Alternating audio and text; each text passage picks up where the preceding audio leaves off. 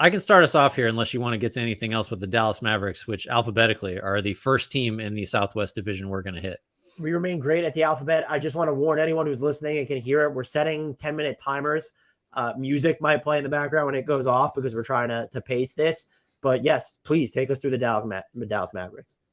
I just want to start with a man, a legend, close to your heart. He's the first free agent, not alphabetically, but in our hearts. In all other ways you could rank things. The one only Frank Ntilikina, who gets shouted out every episode that I'm on. I don't know if and for years has been shouted out. Somehow the Dallas Mavericks did not max extend when last eligible. So he is a free agent along with Dwight Powell, Christian Wood, Kyrie Irving. Maybe you've heard of that guy. Josh Green is eligible for an extension.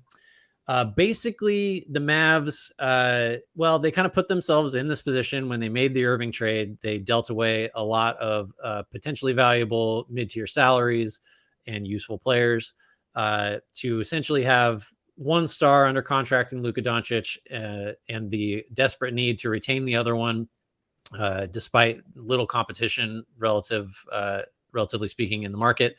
And so they can have the mid-level available if Kyrie comes back on a new deal.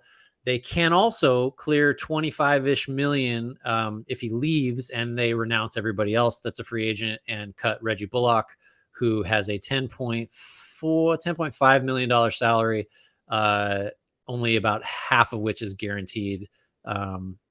Although I see 6/8/23 as his guarantee date, so I don't know the status of Reggie Bullock's guarantee right now. You're looking at sub $20 million in cap space. Looking at under that. So a couple paths to go.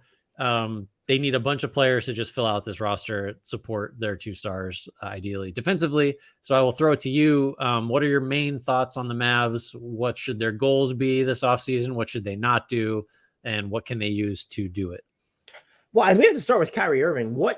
We both expect him to be back, right? We would be pretty surprised if he wasn't, just because the whole reason he wanted a trade was so that his next team could have his bird rights. Mm-hmm. What is the deal? How many years do you think he has up with? Is he getting the full max? I mean, when you get into what his full max would be, what is he at? He would be at 5 years and $258 million, roughly. Based off, $134 million cap. I don't think he's going to get that.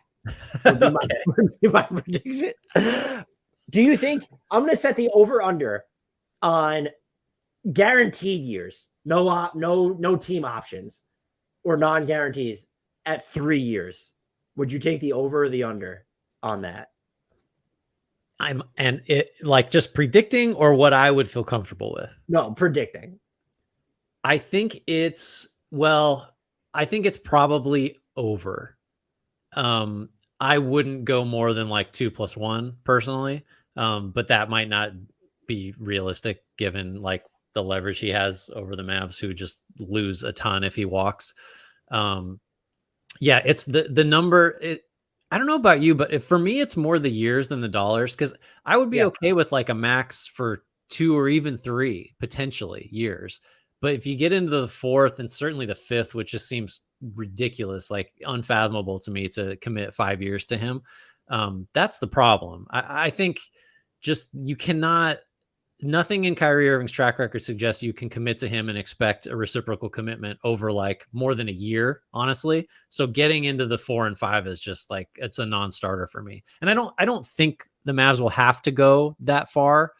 But there are teams that are interested. It's just some of the mechanics of getting Irving anywhere else get kind of thorny. A 3-year, $147.7 million deal for Kyrie Irving would be the max. I wonder, that doesn't seem unpalatable for anyone, does it? It's short-term risk for the Mavericks, and if you're Kyrie, you still guarantee yourself almost $150 million. Maybe if it's a 2+1, and that +1's a player option, is that making more likely to do it? I'd be shocked if he gets 5 years, just because I'll just be floored. Do you expect him to get max money? I think I could see it if it were a 3-year deal. Because the number you just threw out, 3 for 147, doesn't trigger, nausea for me. Like it's like, that's okay, fine. Like it's a little, 3 years is a while, but that's, if it was a 2+1 at the max, like zero problem with that. I think that's just a good it's a good, if risky, investment. I think, well, let me put it to you.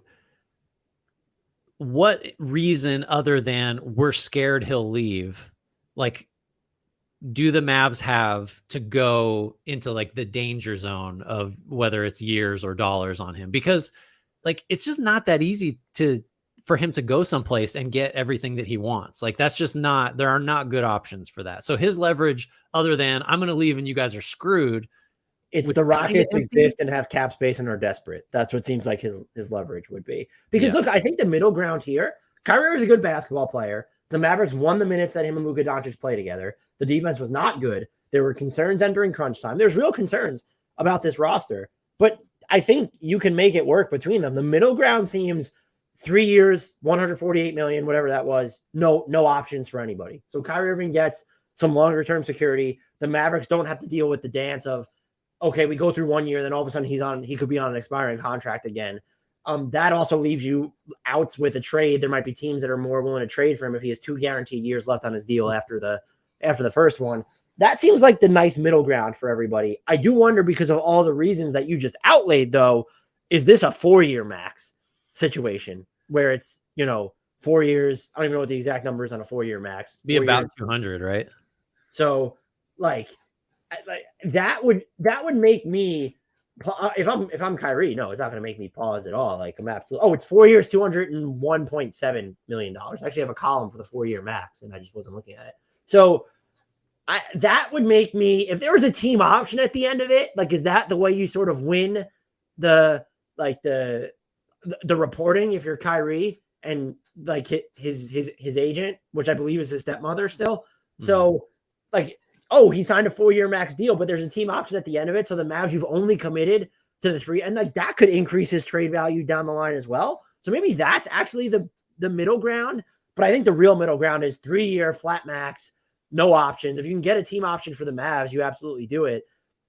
If you're Kyrie, though, like, this is why you want to get yourself the longest term guaranteed money. And if they're throwing, if you want to get into the Kyrie business for 4 guaranteed years, let alone 5, I can't do it at the max money. And what I will also say is, I do wonder if this is, regardless of how you feel about Kyrie Irving, the person, and the distraction that he can be, even Kyrie Irving, the basketball player, I'm wondering if an intended consequence for players of this new CBA is, okay, Kyrie turns 32 next year as a team. We're looking at how punitive and limited it is to build around not just a player on 1 max, but 2 maxes, both of which are 30% or above. In Kyrie's case, be 35%. Are we going to see teams be more hesitant to max out guys at that level later into their career, where, throw aside everything we know about Kyrie Irving's history off the court or behind the scenes or on social media, and would he just be a no-brainer max this summer? In a normal climate, yes. In this new climate, I'm just not so sure, because I think teams are going to analyze the back end of these deals a lot more critically than they were in the past.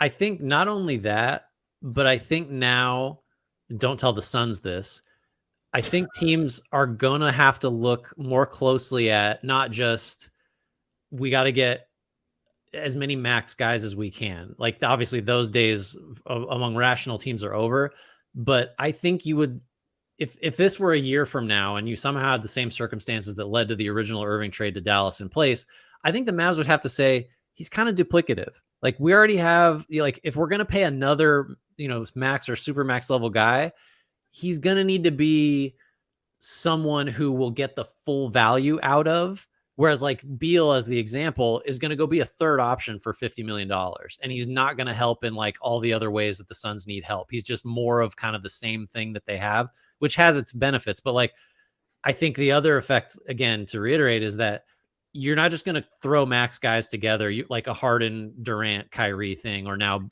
Beal, Durant, Booker, and Luka and Kyrie are in a similar boat. You might just need to balance your skill sets a little bit better, because it's going to cost you so much and be so limiting to have a bunch of max guys. You just can't have them overlap. I think would be, so again, that doesn't help the Mavericks this offseason. They already have Kyrie, and we should probably transition to some of the roster needs and because skill sets. the timer has gone off. And so that's okay. What do they need, Dan? What do the Mavs need? It's perimeter defense and interior defense. Like they just need defense. And so names, I'm looking in the mini MLE territory. Dylan Brooks, Matisse Thybulle, Bismack Biyombo. If you're trying to go minimums, Danny Green, Josh Okogie, Raul Neto can give you some point of attack defense. Javon Carter would have to be a mini MLE guy if he declines his player option. Jalen McDaniel is probably a mini MLE guy. Thaddeus Young could be a minimum guy if he gets waived by Toronto. If they want higher end swings, and I'll let you add any names to this list thereafter, like they can trade 2 first-round picks this summer and salary. Can that get you in the OG Anunoby sweepstakes? Like he would be the guy. 2 firsts, and I mean you could offer Josh Green or Jaden Hardy. I don't know why you'd want to offer everyone, but like 2 firsts and salary for OG. I'm doing that if I'm the Mavericks. I think that gets you in the conversation with Toronto. Yeah, I think so too. And you've got Hardaway and Davis Bertans as your matching salary mostly with that number 10 pick. Even one of those might be enough, maybe not for OG, but to kind of get in some conversations that way.